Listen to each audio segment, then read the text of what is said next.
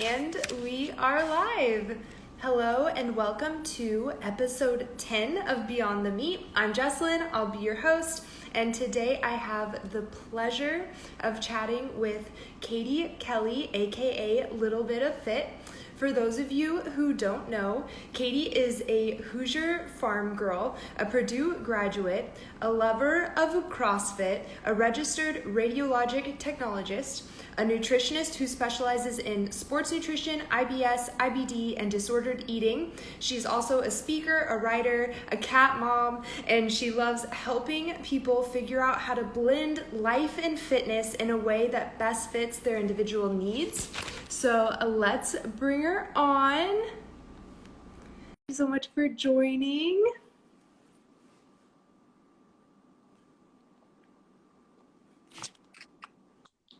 All right, there we are. What's up, guys? Hi, how are you? Ah, fantastic. How's everybody on a Monday morning? I'm good. We're good. I'm so happy that you're my guest. I'm so excited to get to know you beyond the meat. Thank you so much. Love the name of your show too. I cracked up when I saw that come across my IG messages. I was like, that's genius. Thank you so much. I think so. So thank you for saying that. No, but before we get started, do you want to give us a brief background of your story, just like how you found the carnivore way of eating and how long you've been eating carnivore-ish? Yeah, absolutely. So you did an awesome intro. All the things. I am a human doing lots of different things. So if anybody else out there that is a multifaceted human being, here's your permission to do all of the things. It's totally okay. So as far as my particular background, like with the carnivore diet, a little touch on my journey. So I have Crohn's disease, for those of you who are new here. Struggled with gut issues, disordered eating. I was an overweight kid basically my entire life. So my body has transformed in all the different shapes and sizes. I was a competitive CrossFit athlete in my early 30s when I first found CrossFit. So, throw athletics in there and trying to live, eat, and perform like an athlete with gut issues it's hard. It's paralyzing. It really is when you don't know what to eat because we're literally what we're made out of. Our food makes us. So I always noticed throughout my journey, and this is a trial and error, I went to numerous doctors, like a lot of us out here that have struggled with IBS and, eventually with an IBD diagnosis. What do they tell you to do? They tell you to eat fruits, more plants, fiber, just eat more fiber, you'll feel better. I'm one who struggled with chronic constipation and right lower quadrant pain and GI bleeding. Just to be frank about my symptoms. So your right lower quadrant, because it's affected in different areas with Crohn's disease, is kind of where your appendix is located, for people who aren't familiar. My non-medical people, I try to remember not everybody knows our jargon. But so yeah, I always noticed throughout my journey I felt better. Eating more meat, like the low carb thing. Atkins was huge way back in the day. And I was like, my gut symptoms kind of get better when I do this. Of course, at the time, with someone also struggling with disordered eating, we do it for fat loss aesthetic purposes, not really, from a healing perspective. My, nutrition, serious nutrition journey didn't start until, later on, but I've worked in healthcare and as a nutritionist for over 16 years. I've taken care of lots of patients with similar gut disorders and, all kinds of stuff. So I can relate to you guys out there struggling. There is light at the end of the tunnel. It just is figuring out what method of eating and what method of, living life, works best for you and not worrying about what other people think of you. So, because that's a huge issue nowadays. Yeah. And you also struggled with food addiction, right? And you consider yourself to be an abstainer? Absolutely. So, Okay. my body image issues started at the age of 8. I write a lot in my posts, and I'm actually in the process of writing a book because you guys have harassed me long enough about doing it. So I'm trying to put action, behind words and do that. So I share openly. So I appreciate you giving me the opportunity to talk about such a, touchy, private subject, because there's a lot of us that struggle out there in silence that are afraid to talk about it, but it affects more than a lot of people who haven't struggled with it think. I mean, it's a huge part of our lives. Um, so back to what, and I have squirrel brain. I'm going to warn you right now. What was the original question that you asked me? Oh, you're fine. It was just, I was just talking about how you call yourself an abstainer, and I think it's interesting though, because you still do eat some carbs and you do drink alcohol. So are you like an abstainer slash a moderator? Are you able to do both? Okay, originally you asked me about food addiction. So overweight started at the age of 8. Always noticed, a lot of it comes from like a scarcity mindset. I grew up on a family farm, small town Indiana, where a lot of us, we're told clean your plate, money doesn't grow on trees, things like that you hear. So, and I had 2 younger brothers. So I think it was, you're always competing for something. So a lot of it came from a scarcity mentality. Like if I don't eat everything on my plate, or if I don't eat this cake or these brownies right now, I'm not going to get any. You don't really know how your body functions at that age, and you don't realize like why you're putting on weight. And for a lot of us, maybe we don't realize that we look different than like thinner kids. It develops later, just throughout interacting with different people and, things that you go through as a child. So definitely noticed that I had a food addiction issue. And I remember my mom pointing that out to me, like I could smash as much food as my dad. And I think in the back of your mind, something's wrong, but you don't really know what it is. And my mom's like, if you keep eating like that, you're going to get as big as a barn. And she meant that from a good place. Like, hey, wake up call. Like we need to change something here. And I'm glad that she did that, because I think in that moment, I realized like, I'm different than the other kids. Like I'm bigger than my brothers. I'm bigger than most of the girls in school. And the kids were starting to be mean, I mean, they're little savages. Let's just say it. Like, little kids, you don't know what you're doing when you're bullying somebody else. So that's where food addiction started. I noticed that I definitely had an issue with carbohydrates and sugar and like hyper palatable foods, like your snack foods, your processed foods, like ribs, even delicious meats. Like we can have issues with those too. And I'm like, all right, I know when I abstain from those or I remove them from my environment, I don't consume them, my self-sabotaging habits and my binging aren't as bad. So I was very self-aware of it, but we're so stubborn as people because it's a dopamine chase, I mean, it's a high. You're in the middle of binging, and I've wrote about this before. It's like you're a monster and you don't know what's going on. Like it's like black out. And I mean, you can put away asinine amounts of food, or at least I could. I mean, asinine amounts of food. And I knew exactly what I was doing, and it's a dopamine hit. So you tell yourself this is the last time because you feel so crummy after you do it. This is the last time. But in the back of your mind, you're like, you're full of bullshit and you're probably going to do this again. All goes back to mindset. Yourself a specific story. Like you continuously tell yourself the story, like, I always mess up, I'm never going to be thin, or whatever adjective you want to put there, however you want to feel. Because really we're all chasing a feeling. Like that's what we want, especially when it comes to body image, food, being accepted, things like that. We want to be loved. Throughout my journey, I equated, okay, the only way for me to receive love is to, 1, either be productive and be an achiever. 2, I need to be skinny like the other girls, because then the boys will like me and the girls will like me and I'll fit in. So that means I need to not eat. And I was a fuck up if I ate. Like, you would tell yourself these things. And as you age and hopefully get older and learn and surround yourself with a more positive environment, you learn like you are the creator of your world. You tell yourself a story, and your story create, that's your reality. So thoughts become things. I preach that all of the time. Mindset is a huge piece and something that I work on with clients. Yeah. So why do you think 8 years old is the specific age that it hit you and it's just ingrained into your memory so much? Like why 8 years old? What happened? Oh, because like I said, I was sitting at the kitchen table and I remember saying, if you keep eating like that, you're going to be as big as a barn. And I was 8 years old. Like that was the gut punch moment that I was like, I have a problem. Like this isn't normal. I don't really know what it is. I don't know the terms or the science.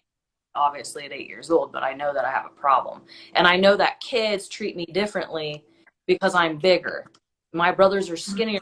I was always referred to as, oh, well, Katie's the big one. I mean, there's a Yeah. reason I played catcher in softball and I threw shot put, and people are like, what? Because look at me now, and I'm a petite individual. I'm 5'1". I'll be officially 40 in like 2 weeks. Oh, wow. Happy I, early birthday. yeah, thank you. I'm a time, but it's that's part of your story, and people are afraid to share their message too and their experiences. And this kind of all goes back to worrying about what other, like, are you, because you had asked me earlier, are you afraid to share certain parts of your life in fear of what other people, how they perceive you, or how what you're doing is going to affect your life? I do not worry anymore about what people think of me, because I want people to meet me out in real life, and I hope you guys are the same way in real life. First world problems. So literally I was at Kroger yesterday getting my groceries, and I can usually see people like come up, and I had my headphones in. I took them out. She's like, I follow you on Instagram. I just wanted to say hi, and I love that. And I'm like, so I sat and talked to her for 5-10 minutes. But if I'm not being myself and sharing my message authentically, then I'm not doing my job. I'm not living my purpose, because I want to be this I portray to you guys, like even as a coach, as I am in real life. Like if you meet me, like I'm going to stop and talk to you and say hi. So I do know that you have talked openly about your eating disorder, disordered eating. I know it's complex, but can you give us like a brief explanation of the difference between the two? Difference between Eating like, disorder, disordered eating. okay, so completely different. And I'm just going to say, I'm not like an eating disorder specialist, anything. I am someone just like you sharing my story, but I do have a lot of life experience and background in this. Disordered eating can be a lot of different things. Typically with eating disorders, that is something you have to be diagnosed with. I never say I had an eating disorder. I always say I had disordered eating, because I did. I had orthorexia, which is, obsession, with healthy things like different diets, eating healthy, constantly dieting, exercise, that stuff too much. Disordered eating can be things as simple as you're afraid to eat with others because you fear specific food groups, that you're going to get fat if you eat specific food groups. It's very different than abstaining from something because it physically or mentally makes you ill, versus I have a fear behind this food, and one of my biggest fears is getting fat, because truly, what better time than like COVID, when they shut everything down to like exacerbate everybody's fears of gaining weight. And guess what? A lot of people did. Like, they took away our things, and it just created a whole nother like mess of problems for us out there. So know that you guys aren't alone, but there is a big difference between being diagnosed like with anorexia, or, a binge eater, versus I definitely was a binge eater with just disordered eating habits. It can be all different kinds of stuff. Avoiding going out to eat, like Oh, sorry, it skipped for a second. So I know that you're kind of like a role model to people for who have eating disorders or disordered eating. And I know I kind of asked you this before, but do you ever fear that those people may be looking at the pictures you're posting and feeling bad about themselves? No, I'm just savagely going to say it. I really don't give a shit what anybody thinks. I am going to share my story. It is going to, okay, so this all goes back to, if you guys are constantly worried about what other people are thinking of you, you are giving people the power to live your life. You are giving people the power to write your story and your beliefs for you. I'm pretty confident to say most of us out there don't want to be that person that lets someone else like control your life. It's the same thing with social drinking. I enjoy social drinking. That is something that I know that I can moderate. There are other things that I cannot moderate, which you'd asked me about being an abstainer earlier. I cannot moderate candy, brownies, cookies. Those are drugs to me, and I don't moderate those very well. And they also make me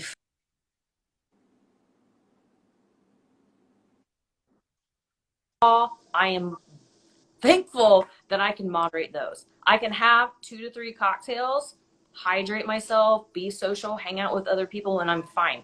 That doesn't lead me down a road to wanting to drink every single day. Like that is totally a social thing, but it adds joy to my life. Same thing with coffee. It doesn't even have to be alcohol. Like people who enjoy coffee, there are a lot of the more rigid, carnivores or people out there that are like, how dare you drink coffee? Like that is not water. Well, I'm a, normal person and that brings joy to my life and I can enjoy that in moderation. And I know when I'm abusing it, like I'm self-aware of it. It's something that I've worked on. I have like no more than 3 coffees in the morning. I was drinking it all day at one point. So some of us are able to abstain. We know we need to abstain from some certain things and then we are able to moderate others. So it doesn't mean that you have to put yourself in a box like I am an abstainer and I have to eat rigid carnivore all the time and I am a piece of shit if I don't do that. No, you can eat whatever shade of the carnivore diet works for you, and that includes incorporating carbohydrates in there. Like especially if you're an avid exerciser or if you are like a pre-menopausal women, like there are advantages to incorporating carbohydrates strategically into your diet. But again, it all goes back to what's your relationship with specific food groups. How active are you? What are your goals? What are your physical ailments? Do they make you sick? Do they cause gut issues? Like, that's why I love helping you guys, but I can't spit out like macros for you or tell you what's right, like without really understanding your story.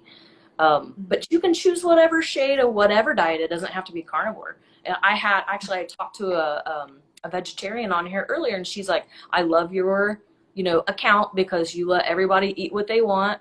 And she's like, I appreciate your, like tactics with trying to reverse diet and certain things like that. And I was like, totally. It is applicable to everyone.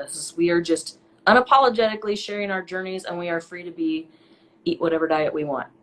Nobody has to hate on other people. Like this is a safe space.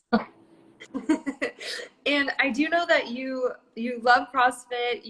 I love watching your videos. It's very impressive. And you've been doing CrossFit for almost 10 years now, right? So you've been doing it since like before it blew up, really. It sneaks up on you. Like I discovered it through an ex-boyfriend. He was a CrossFit coach and I thought he was absolutely insane. When I met him, I went to my first CrossFit Foundations class. I will always be grateful for him to showing me, this because it's a big part of my life, but just fell in love with like the barbells crashing. And I was like, oh my God, women empowerment, like women are being strong, like people are eating, like this is great. And that was a big like, girl, you got to eat more food than what you're eating. Because if you want to perform like these athletes and be badass like them, like you're going to have to change something.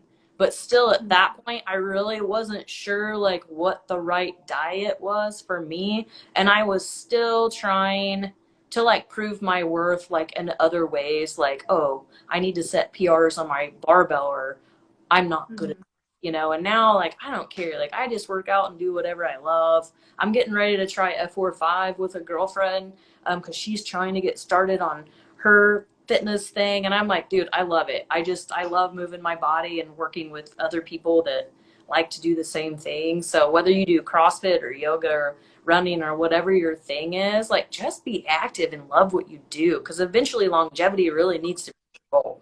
You don't always have to be chasing aesthetics or like a specific goal. Like when you'll reach a place, I hope eventually where like aesthetics are less and less important to you and it's more about how you feel in your body, that you feel great, that you feel healthy, you feel strong. Because when you know that you're worthy simply just because you exist and not what you look like, when you find your groove with like your diet or your fitness or success routines or everything, like life becomes so much more beautiful and just peaceful when you find that.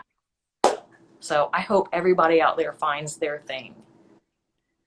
So what is your least favorite CrossFit workout? Like what is the thing you hate but you love?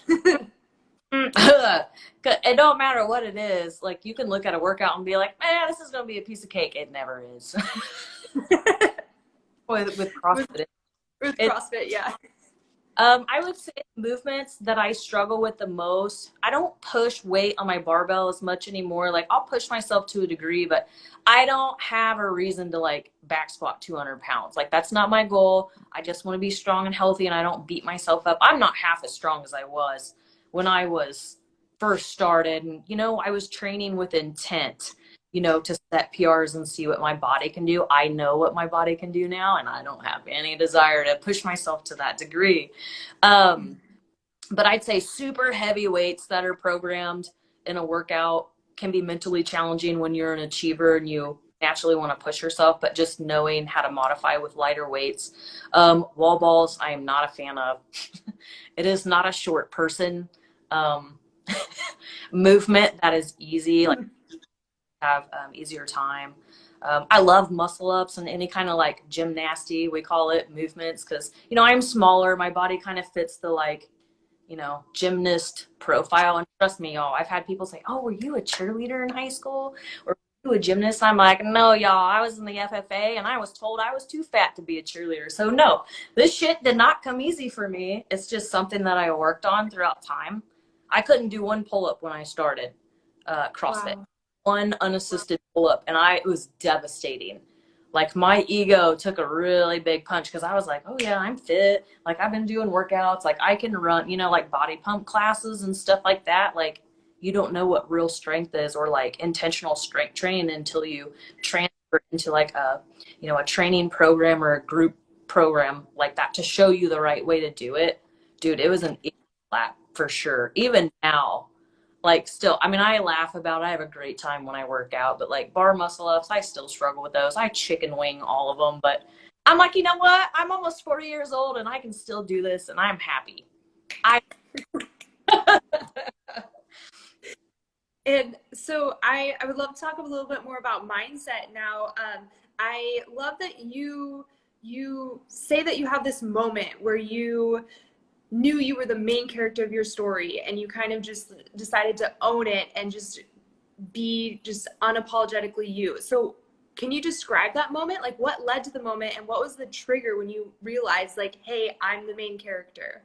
absolutely. I mean, and I still have those moments because we slip back into those like self-sabotaging cycles or thoughts time to time. But I had a really bad dream.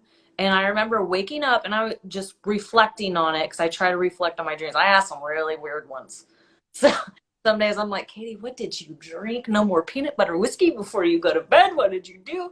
And I was serving everyone else in the dream. And I just woke up and I was like, oh my God. I was like, this is exactly what I've been doing throughout my life. Like I'm an enabler. I admit it. Lessons I've learned throughout relationships, like I'm good at taking care of people. I will give you the shirt off my back to my demise. And I was like, this is what I'm doing. I'm not like living my life. I'm waiting on everyone else to like invite me to do things, or I'll do this when I get a boyfriend, or I'll do this when I get fun girlfriends to hang out with. And finally I was just like, no, like I'm not going to do that anymore. If I want to, go visit a new restaurant or try a new cocktail or a different, cut of, steak or something somewhere that I want to go, I'm going to go do it. And then I'm going to attract people that are meant to be in my life by the energy that I put out and like my mind. So finally I was just like, I'm a no bullshit kind of person. I was just like, Katie, no, you're not doing that anymore because it's not serving you. And you reflect on past cycles, like whether it's, romantic relationships with friends, and you're like, this never transpired, or I never up leveled in any area of my life because I was constantly letting other people dictate what I did with my life or what direction, or this was an old story, just like even with career, like, oh, you're an x-ray tech, because I'm a rad tech too, for people that don't know. I've worked in radiology for over 16 years. And it was like, nope, Katie, you constantly have to trade your time for. I'm like, no, I am a multifaceted like individual and I can do whatever I want, and whatever, abundance in whatever way, shape, or form I'm gonna accept that. I am ready. And I'm not going to think that I have to control the how. Like you have to, when it comes to mindset and manifestation or whatever you want to like talk about, you really have to become unattached. Like I simply focus on doing things that make me happy and I do not worry about it. And if you guys have seen the new Top Gun movie, which you need to go see, by the way, it's incredible. I saw it yesterday.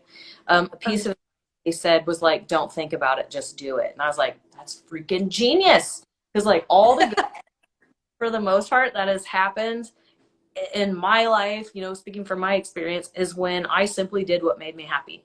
Whether it was eat what food I wanted, or do what workout I wanted, or hang out with whatever person I wanted to, and just be in the now and enjoy that. So that's something I constantly have to work on, like putting my phone down when I'm out with someone, you know, changing my priorities. Like I would look at my schedule and I would realize that I put work, so trading my time for money and picking up all these crazy hours like an x-ray, I was putting priority on that and I wasn't leaving room in my schedule for new people and opportunities and places to present themselves. So you guys have to think about that too.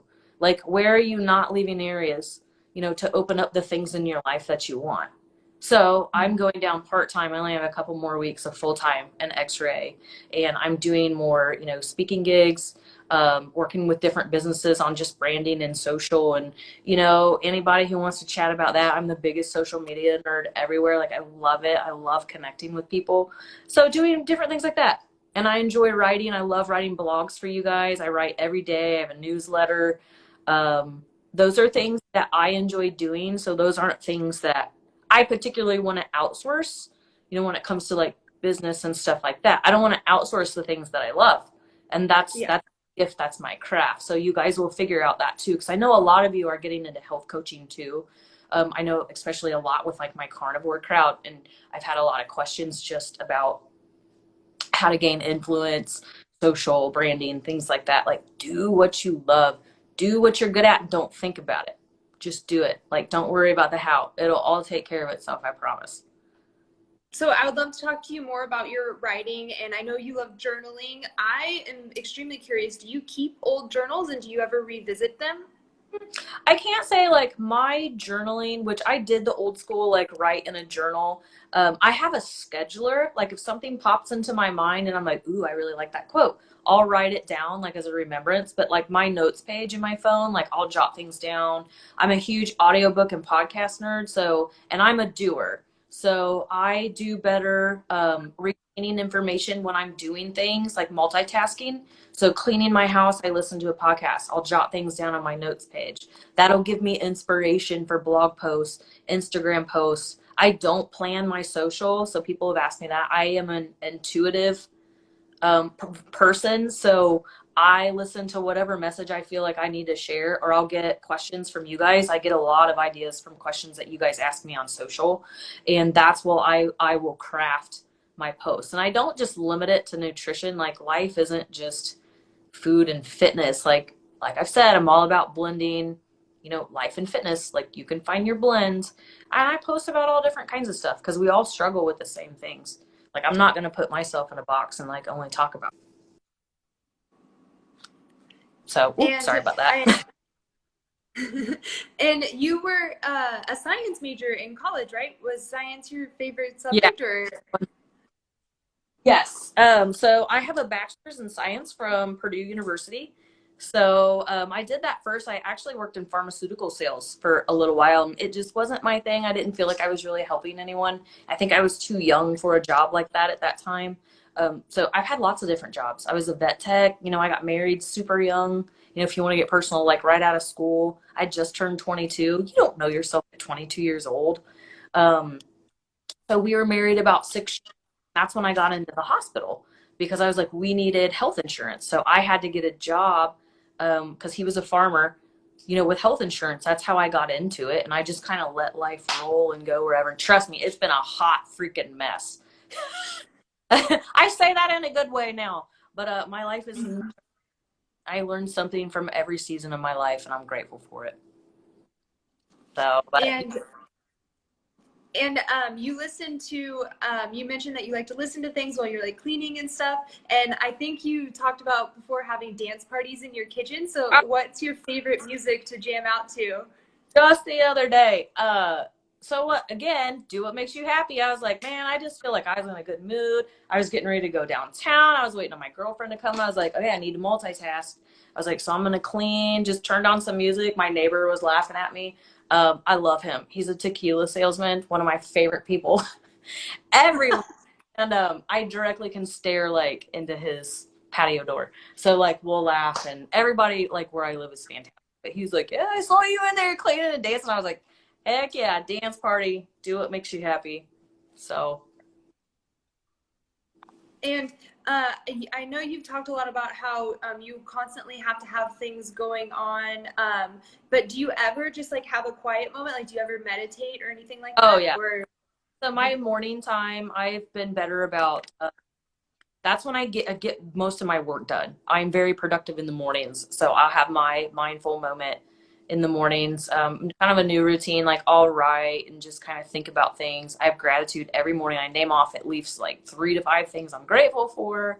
Love you, universe, whatever. I'm a weird little creature, but I'm a very person. Um, Whatever it takes, guys, to get you in that like positive mindset. Gratitude every morning, or periods like these are very taxing on energy, like doing live things like that. So I'm going to go work out like as soon as I'm done, because I have energy to burn off and I need that like mental space to just for myself. So you just have to know what works for you. Some people like quiet time and they like yoga. I lay there on the floor for 5 minutes and I'm like, oh my God, I can't do this. And I've learned to be unapologetic about that. I'm a doer. I have to go walk, and walking, huge meditation for me. So own it. Whatever works for you guys. Like, there's no right, wrong way to do it. Here, I'm going to plug my phone in real quick. It's about ready to go dead. So there we go. and you mentioned before too that you have like a mantra that you like to say every morning. Oh, yeah. When did you start noticing like a difference in like your day and your mood and everything after like starting this mantra? Like, because Like, I think some people immediately. still think that. Yeah, you think immediately? Immediately. So Mm. I I don't have the post-it notes on my mirror anymore, but I would put post-it notes on my mirror in my bathroom, and it would say like, every day in every way I am better and better. You know, I am continuously like appreciative and grateful for all the boundless prosperity in my life. Anyone who's listened to like The Secret, all of that good stuff, that comes into my life and increasing quantities, like name whatever like mantra you want. You guys, Pinterest is a huge like source. If I notice that I'm in those low vibes and I need to like snap myself out of it real quick, I'll get on Pinterest and I just look at positive affirmations and I will read those to myself. I have a little board that's like my manifestation board. So things that I love that bring me joy, pictures of flowers, like I love flowers. Um, Anything like that, anything that makes me go, oh, I love that. Squirrels, I love squirrels. They're my favorite animal. So I have a really good friend, his name's Steve, and he he will send me videos of squirrels. And I love it. Like on Snapchat, it's one of my favorite things because they just bring me joy.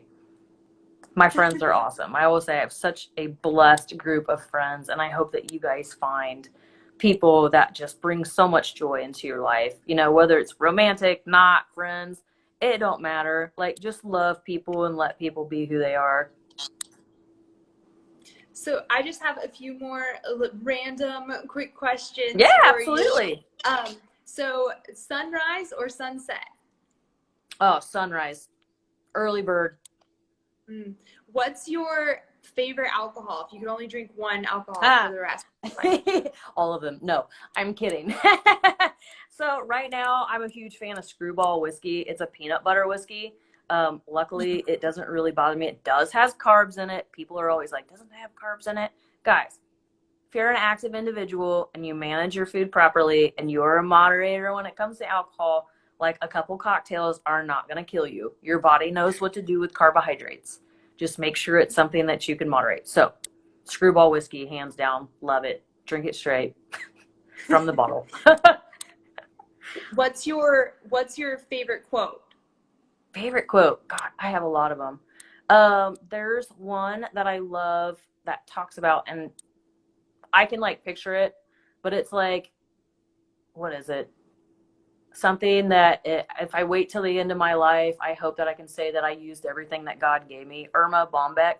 I can't quote it like word for word, but that's like one of my favorites because I just want to squeeze like every ounce of life that I can, and just hope that I know I'm living my purpose, and that's all I care about. Being a good person, doing what makes me happy, and just helping others out there via my story. So what is your dream vacation? Oh, I love the beach. I'm a warm weather and water lover. Like anything really out in nature. I love to hike. I think the mountains are beautiful, but if I had to pick somewhere, it would be warm, beach, ocean, something like that. I can't really say like a favorite, but like a genre of vacation, I would say it would be beach, definitely. And what is your least favorite carnivore food? Least favorite carnivore food.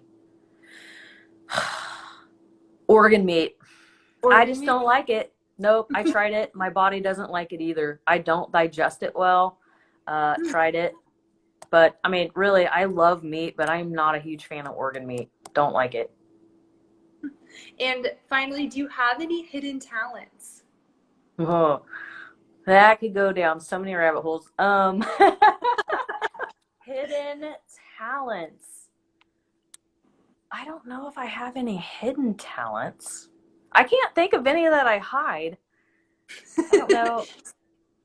I'm pretty out there with me being me.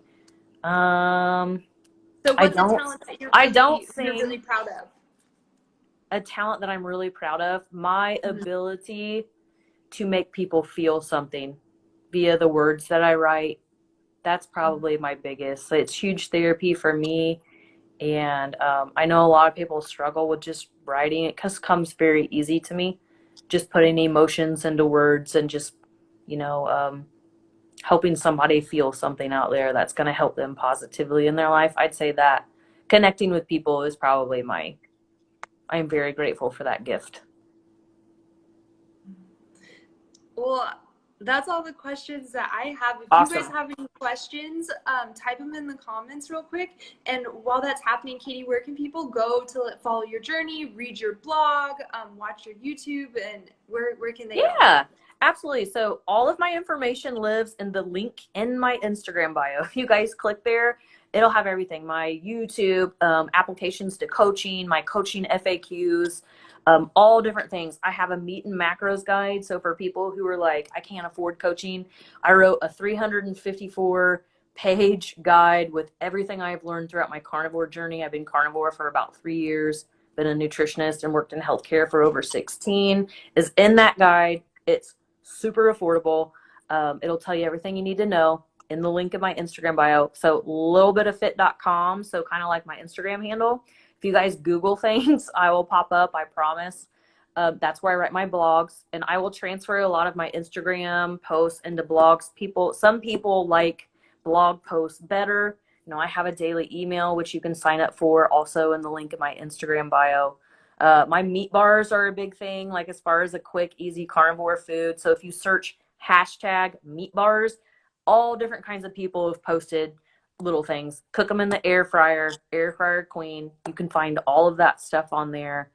I'm trying to think. Yeah, email, YouTube. Really, follow me on Instagram. Very active on here. I answer every single person back the best I can that sends me a message, and we'll get you pointed in the right direction. And if I can't help you with something specific, I have an awesome friends group full of coaches and practitioners I can refer you to. That's awesome. I've thoroughly enjoyed talking with you and getting to know you beyond the meet. This has been a blast. Thank you so much again for being my guest. My pleasure. Thank you for the invitation. I appreciate being able to talk with all of you guys. Yeah, and I'll see you guys back here Thursday, June 16th at 7 p.m. Central for episode 11 with the Carnivorous Chef. Whoop, whoop. Oh my God, Reed. He's awesome. You guys will love it. He is so cool. Well, thank you again, and until we meet again. All right. Bye, guys. Have a good week.